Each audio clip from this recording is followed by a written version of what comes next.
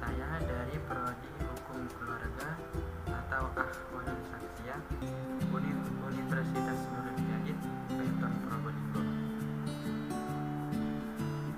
Tujuan membuat video ini agar memenuhi tugas mata kuliah penghantar metodologi penelitian yang diampu oleh Bapak Sofyan Saiful Rizal, SSD, MH.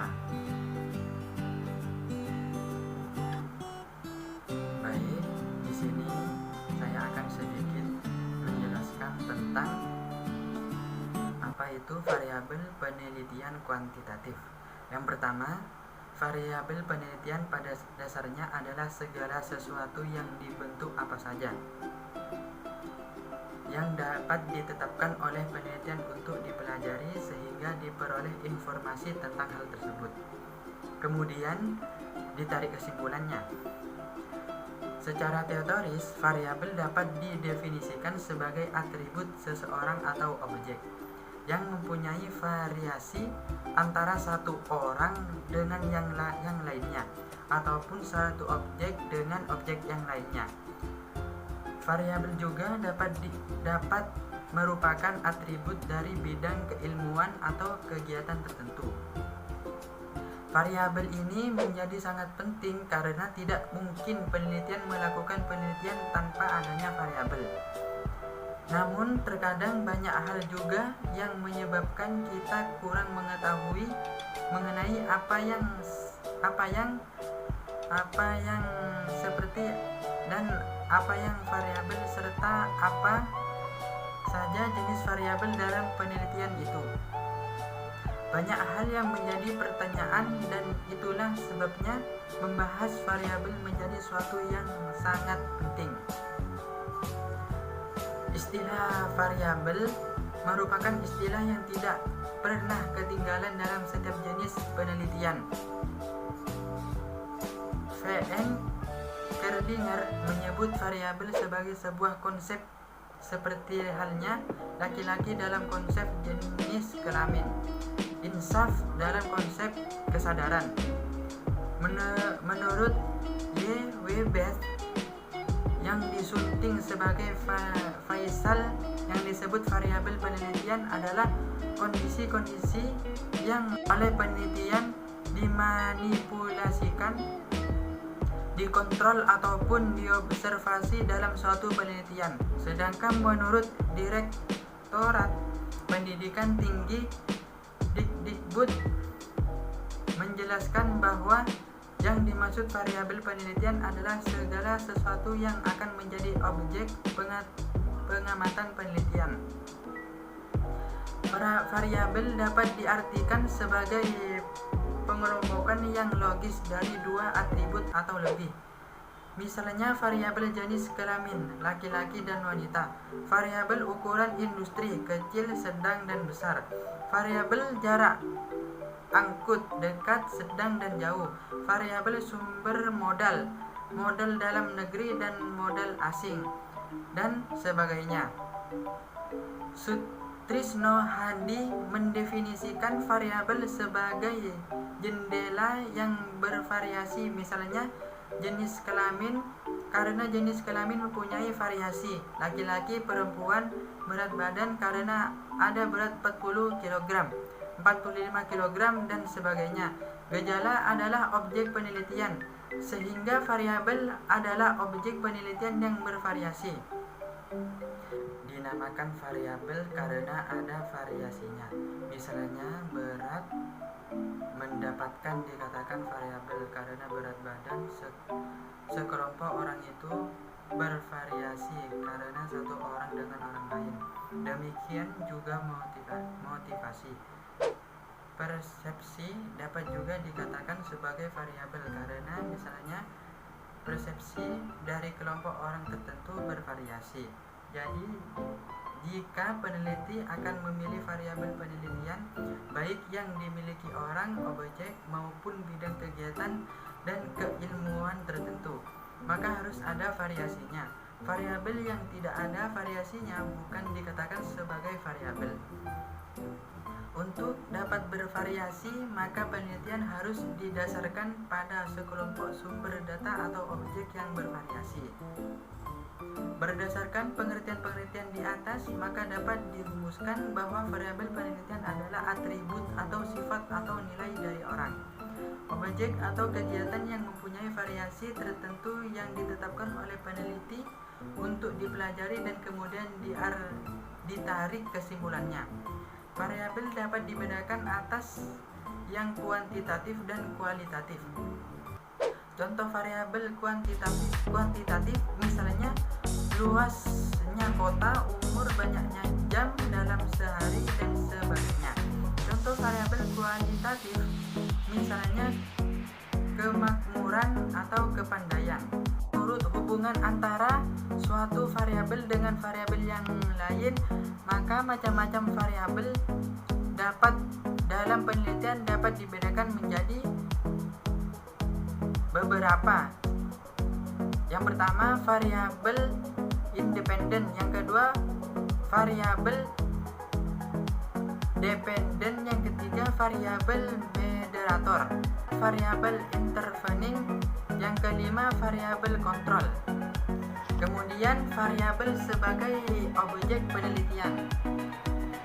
Apabila seorang peneliti ingin menyelidiki apakah benar bahwa menyebabkan badan menjadi gemuk, maka yang menjadi objek penelitian adalah susu dan berat badan orang.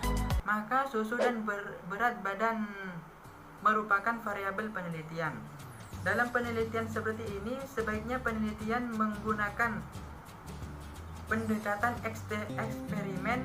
Kelompok eksperimen adalah orang-orang yang minum susu, sedangkan kelompok kontrol atau kelompok perbandingan adalah orang-orang yang tidak diberi minum susu.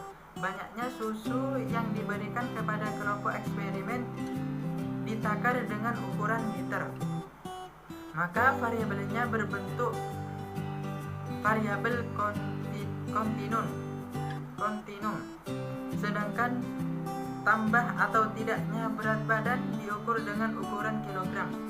Variabel juga variabel kuantitum. Penelitian lain ingin menyelidiki besarnya kesadaran bermasyarakat bagi orang-orang mendapat P4. Dalam hal ini maka nilai penataan P4 dan kesadaran bermasyarakat merupakan variabel penelitian. Baik nilai penataan P4 maupun kesadaran bermasyarakat dapat diukur, digambarkan dengan bentuk angka dan dikategorikan sebagai variabel interval. Dari kedua contoh penelitian ini kita tahu bahwa kesamaannya yaitu sama-sama melihat pengaruh suatu treatment. Maka ada variabel yang mempengaruhi dan variabel akibat. Variabel yang mempengaruhi disebut variabel penyebab. Variabel bebas atau independen variabel X, sedangkan variabel akibat disebut variabel tidak bebas. Variabel tergantung variabel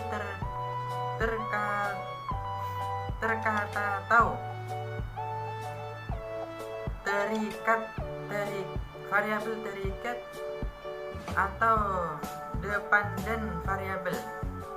Dalam penelitian 1, susu merupakan variabel penyebab dan berat badan merupakan variabel akibat. Sedangkan dalam penelitian kedua, nilai penataan P4 merupakan variabel penyebab dan kesadaran masyarakat merupakan variabel akibat. Dalam dua contoh penelitian di atas, susu dan penataan P4 sebagai independen variabel merupakan variabel tunggal. Demikian pula berat badan dan kesadaran masyarakat. Keduanya merupakan variabel tunggal. Sebagai contoh eksperimen yang lebih dari satu variabelnya adalah sebagai berikut. Yang pertama, independen variabel lebih dari satu. Pengaruh lingkungan belajar terhadap prestasi belajar murid. Dalam hal ini, variabel lingkungan belajar diartikan berdiri dari lingkungan belajar di rumah sebagai satu variabel dan subvariabel, dan lingkungan belajar di sekolah sebagai variabel subvariabel. Barangkali kalau akan lebih teliti lagi, kita dapat memperhatikan lingkungan belajar masyarakat ataupun pergaulan sebagai variabel. Ketiga, apabila demikian, maka variabel sebagai konsep dapat dimengerti sebagai suatu yang mempunyai nilai luas, ganda maupun sempit tunggal, seperti halnya susu dan penataran. P4. Kelihatannya merupakan variabel yang bernilai tunggal, tetapi lingkungan belajar merupakan variabel yang bernilai luas atau ganda. Berikut adalah contoh eksperimen dengan variabel terkait lebih dari satu. Pengaruh frekuensi mengikuti praktikum terhadap kemampuan mengajar. Yang menjadi variabel terkait di dalam penelitian ini adalah kemampuan mengajar yang nilainya diperinci atas kemampuan membuat persiapan tertulis dan kemampuan mengajar di depan kelas. Jadi secara terpisah ada dua variabel. Apabila dikehendaki lebih teliti, kemampuan mengajar dan depan kelas dapat diperinci lagi menjadi kemampuan membuka pembelajaran, mengajarkan materi dalam inti mengajar, menutup pelajaran, kemampuan menggunakan alat, kemampuan mengelola kelas, mengevaluasi murid, dan sebagainya. Kemudian memahami variabel adalah kemampuan menganalisis ataupun mengidentifikasikan setiap variabel menjadi variabel yang lebih kecil. Merupakan syarat mutlak bagi setiap peneliti mengidentifikasi variabel dan subvariabel. Ini tidak mudah, karenanya membutuhkan kejelian dan kelincahan berpikir pelakunya. Mencegah variabel menjadi subvariabel ini juga disebut kategorisasi, yakni mencegah variabel menjadi kategori-kategori data yang harus dikumpulkan oleh peneliti. Kategori-kategori ini dapat diartikan sebagai indikator variabel dalam contoh landasan masyarakat. Jika akan mengukur apakah seseorang cukup besar atau tidak kesadaran bermasyarakat, maka perlu dicari tanda-tandanya, indikatornya, dan bukti-buktinya. Kategori indikator subvariabel ini akan dijadikan pedoman dalam meneruskan hipotensi minor, menyusun instrumen, mengumpulkan data, dan kelanjutan langkah penelitian yang lain. Sedikitnya subvariabel atau kategori akan menghasilkan kesimpulan yang besar jika variabelnya terlalu luas, dan sempit jika variabelnya sedikit tetapi kecil-kecil. Ada kalanya variabel penelitian sedikit variabel tetapi besar-besar. Ini menunjukkan bahwa peneliti hanya menghendaki data kasar. Tentu saja semakin terperinci cara pengkategorisan variabel, datanya semakin luas dan penggambaran hasil penelitian semakin jelas. Berhubung penelitian kategoris variabel penelitian, maka berikut ini disajikan contoh sebuah penelitian dengan judul pengaruh kualitas guru terhadap potensi belajar murid. Variabel bebas kualitas guru, variabel terkait presentasi belajar murid. Yang ditulis di dalam kurung adalah cara atau metode bagaimana data diperoleh. Tabel tersebut akan saya tampilkan di coba baca sendiri. Itu adalah contoh variabel bebas dan variabel terkait. Ketika menentukan subvariabel ini, penelitian harus berpikir bagaimana selalu sambil berpikir bagaimana cara mengumpulkan datanya. Apabila hal ini tidak diperhatikan, maka variabel yang telah ditemukan dan kelihatan menarik mungkin tidak ada datanya. Tujuan kategorisasi variabel adalah agar peneliti memahami dan jelas permasalahan yang sedang diteliti. Makin terperinci kita memahami permasalahan kita, maka makin bermutu pemecahannya. Oleh karena itu, hipotesis mayor dapat dipecah menjadi hipotesis minor sesuai dengan penjabaran variabelnya. Kemudian kesimpulannya, variabel penelitian adalah atribut atau sifat atau nilai dari orang, objek atau kegiatan yang mempunyai variasi tertentu yang ditetapkan oleh peneliti untuk dipelajari dan kemudian ditarik kesimpulannya. Menurut hubungan antara satu variabel dengan variabel yang lain, maka macam-macam variabel dalam penelitian dapat dibedakan menjadi variabel independen, variabel dependen, variabel moderator, variabel intervening, variabel kontrol.